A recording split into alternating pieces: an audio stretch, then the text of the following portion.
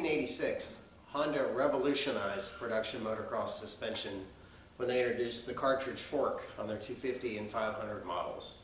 This was a huge step forward because it allowed a better regulation of oil using shims or valves instead of using holes cut into the damper chamber. So it kind of allowed the bikes to be plush at the initial part of the stroke and then firm up better at the bottom. Now this was cutting edge, and it is kind of the blueprint for even what the newer bikes use in terms of the way we control oil flow. It's gotten a lot more complicated. But at the same time, these are 34, 35-year-old forks now. And I've been racing this bike about 4 years and just want to see if I could, how good could we make it? I've already done stiffer springs. That was early on. The stock rate is around 0.38 and I've gone up to 0.44. And I used that recommendation based on Race Tech and what they recommend for my speed and weight and everything. And I talked to a friend and we were talking about forks, and he mentioned that he tried the Race Tech gold valves in his, so I thought that would be worth a shot. And so I ordered them a few weeks ago, and what's really neat about the gold valves is that they actually replace the whole the valve itself and then the assembly that holds the valves within the forks. So you get that, it's all new pieces, all new shims, it's a higher flow valve basically, and it's supposed to rely more on the kind of the principle behind the gold valves. It relies more on the shims than the holes in the valve itself. So it's neat because you order it and then you go back onto their website, and then they give you the valving specs for your weight and speed, and when the kits come, they come with all these different shims. So then you build your own valving stack and you put it in, and it's tailored for you. And to me, what's kind of neat on this is you're also replacing a lot of really old parts. So you go into a new technology, replacing old parts, and it just bolts right in. So a couple of things I want to point out on this bike is kind of some hacks that I used. When I take this bottom bolt out of the forks, I will crack that loose with it either sitting on the stand or even on its weight on a triangle. And then that holds everything in, so it's easy to break loose. Sometimes, depending on how tight they are or whatever else is going on over the years, they don't want to break loose. So if you have a little bit of tension on it, it usually pops right loose, and then when you put it back together, it's a fairly low torque, so that shouldn't be a problem again. And then also, for the top one, I like to break this top cap loose, basically using this bottom triple clamp as a vise. So I don't have a vise on my workbench, and that's kind of how I get around it, so I thought maybe it'd be kind of cool to share that. Beyond that, we're doing the Race Tech Ultra Slick fork oil, and Race Tech also provides a recommended height of, I believe it was 120 millimeters from the top, and they also provide a recommended compression setting.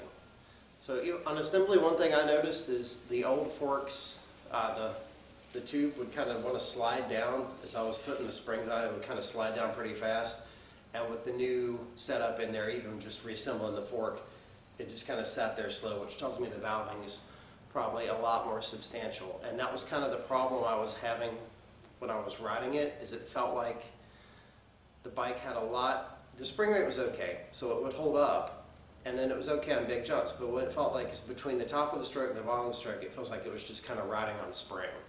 So what I'm hoping is that the gold valves get me past that and get me to a little bit better level of performance.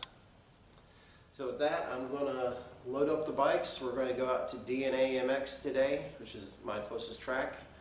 We'll go out and do some laps, and hopefully we can find some braking bumps, because that's really where I find the biggest issue with the forks right now has been in the braking bumps. We get in the chop, it just feels really busy. So hopefully we've got some lines left over from the weekend, and we can go out and get a decent test and see how this new setup works out.